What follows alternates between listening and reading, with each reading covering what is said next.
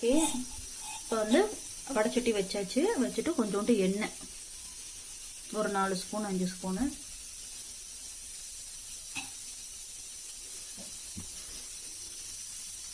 எண்ணெய் சூடானவனே நம்மளோட மசாலா ஐட்டம் இது பட்டை, கிராம்பு, ஏலக்காய், என்கிட்ட இருக்கிறது என்னென்ன இருக்கோ அதெல்லாம் நான் போட்டிருக்கிறேன். கடல் பாசி எல்லாமே போட்டிருக்கிறேன். ஓகேவா? லைட்டாக சூடானவனே இதை உள்ள போட்டுருந்தேன். சிலர் சோம்பு போடுவாங்க. சோம்பு வந்து சிலருக்கு பிடிக்கும், சிலருக்கு பிடிக்காது. அதனால நான் சோம்பு போடலை. இங்கே யாருக்கும் பிடிக்காது.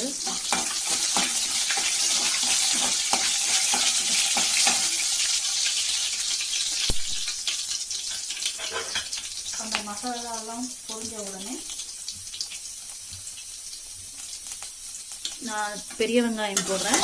சொன்ன மாதிரி சின்ன வெங்காயம் தான் குக்கருக்கு ரொம்ப நல்லா இருக்கும். என்கிட்ட சின்ன வெங்காயம் இல்லை, அதனால நான் பெரிய வெங்காயம் போடுறேன். ஒரு 3 மீடியம் சைஸ் வெங்காயத்தை வந்து நான் நறுக்கி வச்சிருக்கிறேன் இந்த ஷேப்பில். இதையும் நம்ம போட்டுற வேண்டியதான்.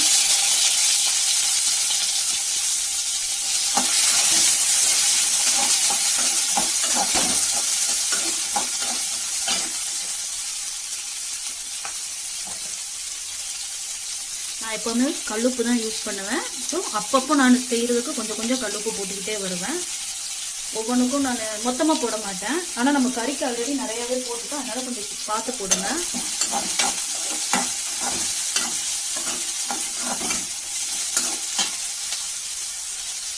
வெங்காயம் வதங்கும் போது கொஞ்சோண்டு மஞ்சள்தூள்,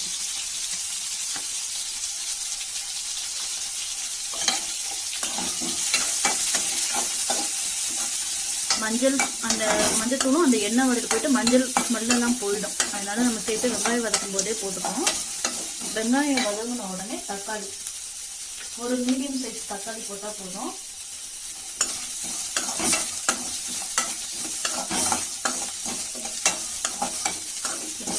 லைட்டாக வதக்கிடுச்சு.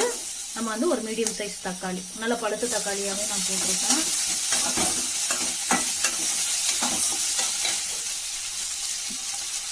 அதே மாதிரி 2 கல்லுப்பு. நம்ம அப்பப்போ வெங்காயம், தக்காளி இதுக்கெல்லாம் நம்ம தனித்தனியாக கல்லுப்பு போட்டுட்டு வரும்போது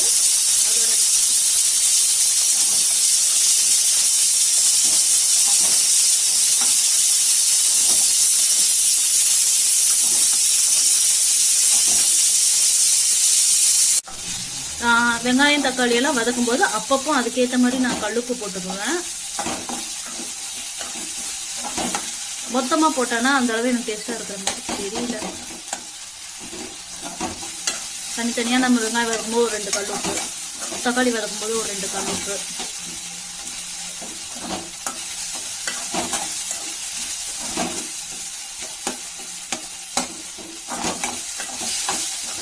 லைட்டா வதங்கினா போதும். ஏன்னா இன்னும் நம்ம மட்டனையும் போட்டு லைட்டா இது பண்ணுவோம்.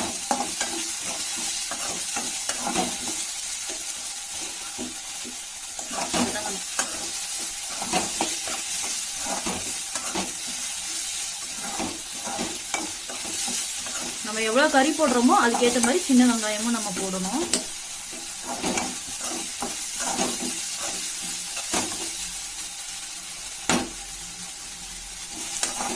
சரி, ஓகே. தக்காளி நல்லா வதங்கிடுச்சு.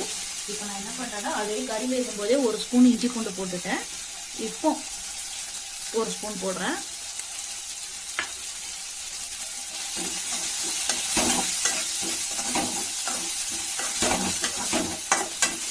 நல்லா பச்சை வாடை போகணும். இஞ்சி பூண்டுல பச்சை வாடை போயிட்டு நல்லா ஸ்மெல் வரும்.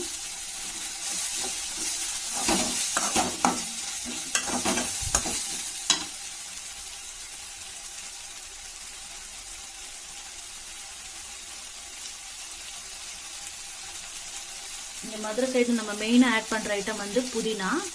ஸோ புதினாவும் சேர்த்து போட்டுடலாம். ஒரு கைப்பிடி போட்டால் போதும்.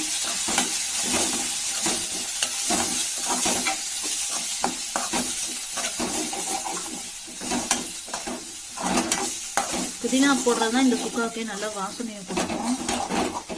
கொத்தமல்லி நம்ம இப்போ போட வேண்டாம், முடியும் போது நம்ம போட்டுக்கலாம்.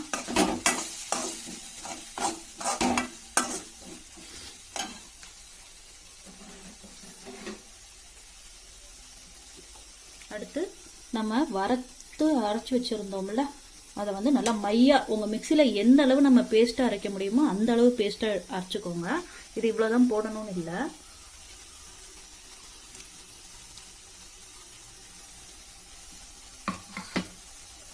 எவ்வளோக்கு எவ்வளோ மையாக அரைக்கிறீங்களோ அவ்வளோக்கு அவ்வளோ உங்கள் சுக்கா நல்லா வெஜ்ஜாகி வரும்.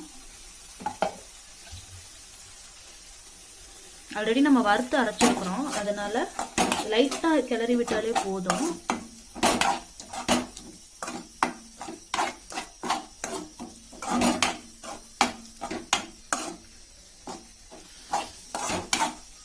லைட்டாக ஒரு 2 நிமிஷம் 3 நிமிஷம் அடுப்பில் இருந்தாலே போதும்.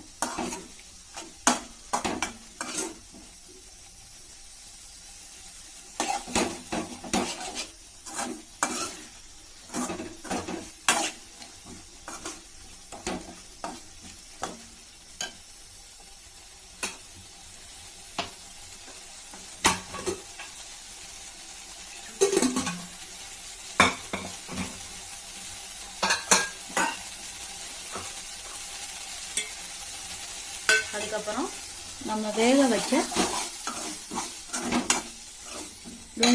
கறியை வந்து நம்ம பார்த்துடலாம்.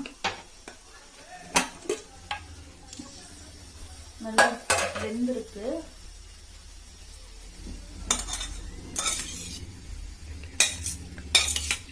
ஓகேவா, நல்லா வெந்திருக்கு. எவ்வளோக்கு எவ்வளோ வேகுதோ அவ்வளோக்கு அவ்வளோ சுக்கா நல்லா வரும். பாருங்கள் எவ்வளோ பஞ்சாக வெந்திருக்குன்னு. அதுக்கப்புறம் இதில் லைட்டாக எண்ணெய் பிரிஞ்சு வந்துடுச்சு. இப்போ இந்த கறியை வந்து நம்ம இதில் ட்ரான்ஸ்ஃபர் பண்ணிட வேண்டியதான்.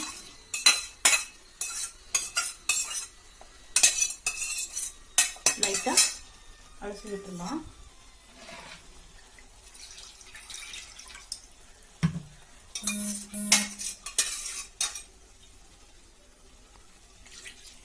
அப்படியே அந்த குக்கரையே நம்ம இது பண்ணி விட்டுடலாம்.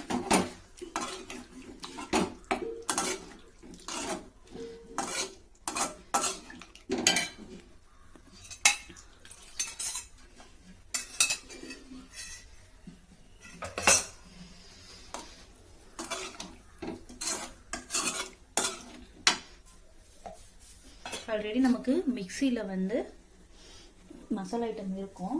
நம்ம லைட்டாக கொஞ்சோண்டு தேங்காய், ஒரு ஸ்பூன் தேங்காவை அரைச்சி அதில் அப்படியே ஊற்றிடலாம். தேங்காய், ஒரு சின்னதாக வெங்காயம், அதுக்கப்புறம்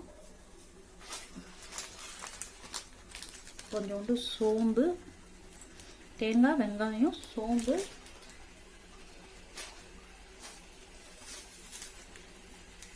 அதுக்கப்புறம் கசகசா, இவ்வளவும் இதில் போட்டு அரைச்சி ரெடி பண்ணி வச்சுக்கலாம். அதுக்குள்ளே அது தேங்காய், சோம்பு, வெங்காயம், கசகசா இவ்வளவும் நம்ம சின்னதாக அரைச்சி மையாக அரைச்சிட்டு வரணும்.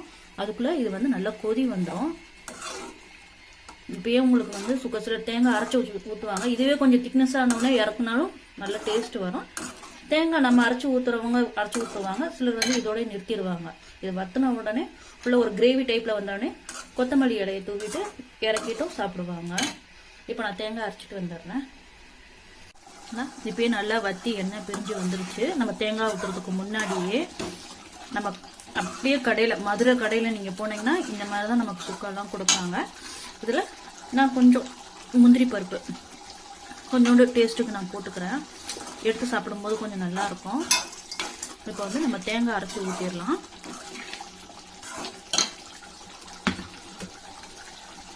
தேங்காய் அரைச்சிட்டேன்.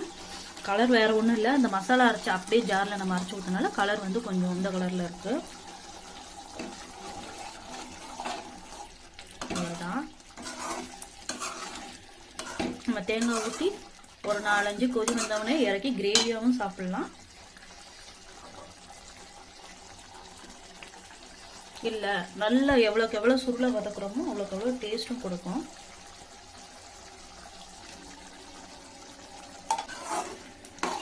தேங்காய் நம்ம அரைச்சி ஊற்றியாச்சு.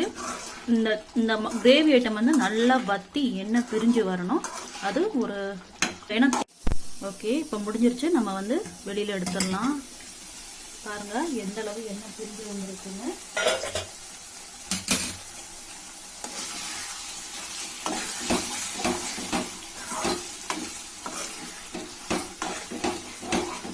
மட்டனில் இருக்கிற எண்ணெயும் சேர்ந்தே வரும்.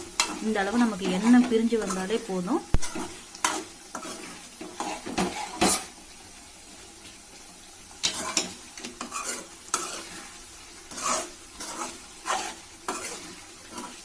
இதுக்கப்புறமும் நல்லா வத்த வச்சு கூட சிலர் பண்ணுவாங்க. சிலர் வீட்டில் இந்த லெவல்லே நம்ம இறக்கிட்டு போயிடலாம். அதுக்கப்புறம் கொத்தமல்லி கருவேப்பிலை கொஞ்சோண்டு புதினாவையும் நான் தூவி விட்டுருக்குறேன் டேஸ்ட்டுக்காக.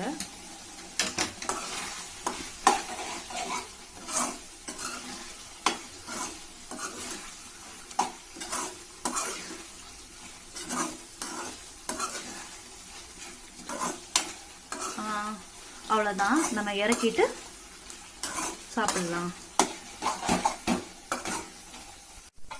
அவ்வளோதான், நம்ம ஒரு பாத்திரத்தில் மாற்றிக்க வேண்டியதான்.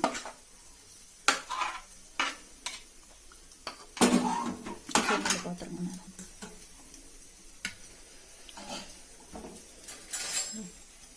மட்டன் சுக்கா மதுரை ஸ்டைலில் நம்ம நல்லா பண்ணியாச்சு. அதுக்கப்புறம் எப்படி மட்டன் குழம்பு, மட்டன் கோலா உருண்டை, ஃபிஷ் ஃப்ரை எப்படியெல்லாம் பண்ணலாங்கிறத நான் கொஞ்சம் நல்லா போட்டுக்கிட்டே வரேன். Bye bye.